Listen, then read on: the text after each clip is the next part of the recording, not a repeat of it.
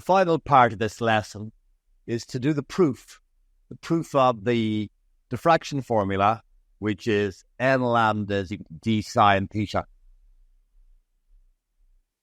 All the proofs in your notes are in those double line boxes. And the good news is this is the only proof that you actually need for light and sound.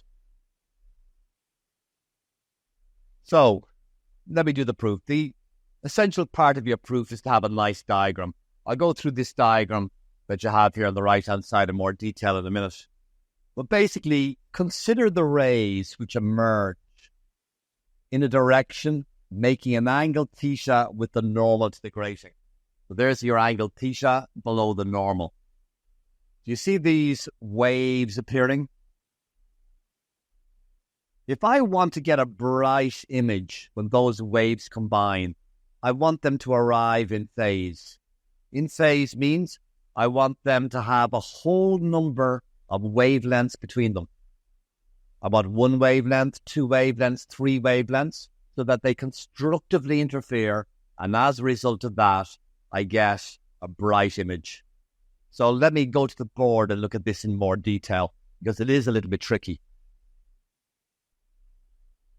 So here's my diffraction grating. I've greatly expanded it, so you can actually see the gaps very clearly. Here's my monochromatic light of a certain wavelength shining onto that diffraction grating. Now, let's take a certain angle theta below the normal.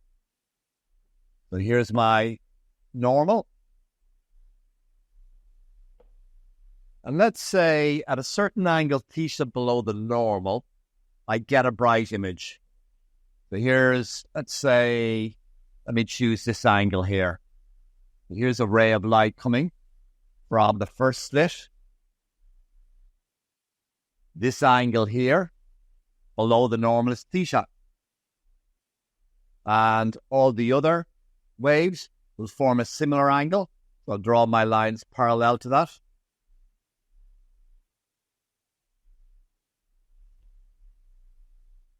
And I'll do one more, an angle theta below the normal.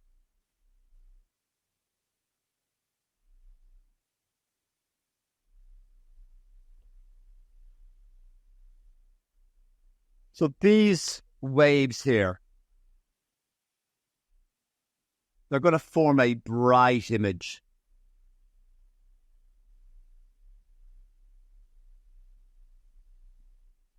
And the only way they're going to form a bright image is if the path difference between all the waves is a whole number of wavelengths, so that they constructively interfere.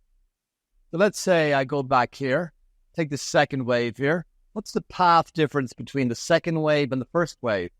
Well, if I draw a perpendicular from the start of the second wave, the first wave, I'll draw this perpendicular here. There's a right angle. I'll draw another perpendicular here.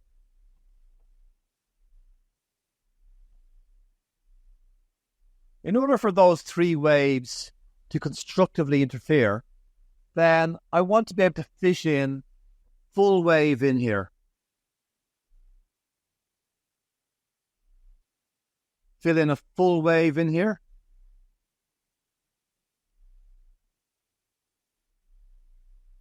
So this means the path difference between all those waves is a whole number of wavelengths.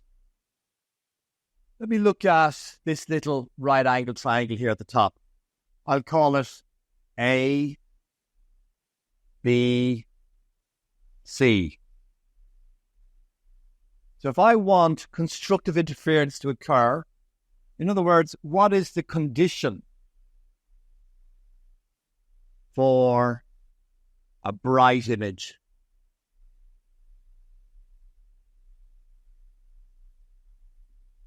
Well, the condition is, you see that path difference, that distance BC?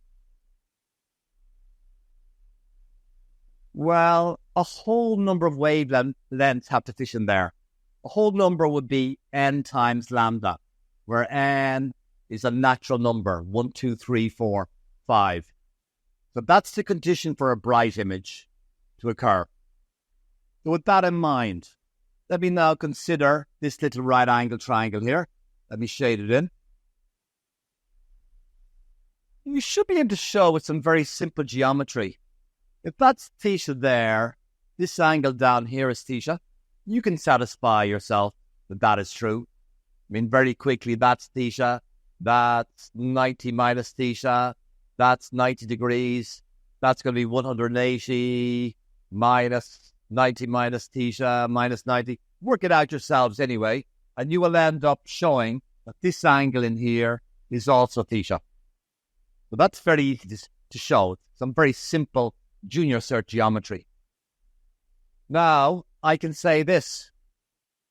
I can say that sine theta is the opposite side of that triangle divided by its hypotenuse, which is directly opposite the right angle. So I can say sine theta is equal to the opposite side, which is BC, divided by the hypotenuse. The hypotenuse is the distance AC. Now, I've already said that the condition for a bright image is that the distance BC has to contain a whole number of wavelengths in order for the waves to interfere constructively. What about the distance AC? Well, this distance AC is actually the distance between the gaps, the distance D that we talked about before. So therefore, I can say that AC is equal to D. And therefore, when I manipulate that formula, slide the D up, I can say that N lambda is equal to D sine theta. And that is your diffraction formula. That is the formula, the condition for getting bright images. So that's your proof. So really what you want in your proof is you want a nice diagram and you want just a couple, maybe 3 or 4 lines of maths. Finally, you're now finished that lesson. It's a very important lesson. It's one that they like asking. So you need to just finish off practicing, and that means doing problems. So it's over to you now. We've already done 1 to 4. That was from interference. And now we're down to the diffraction of light problems. So you want to be able to do from number 5 down to number 12. So you've got your answers there, so practice them. Okay, so that's the end of the lesson. Thank you very much.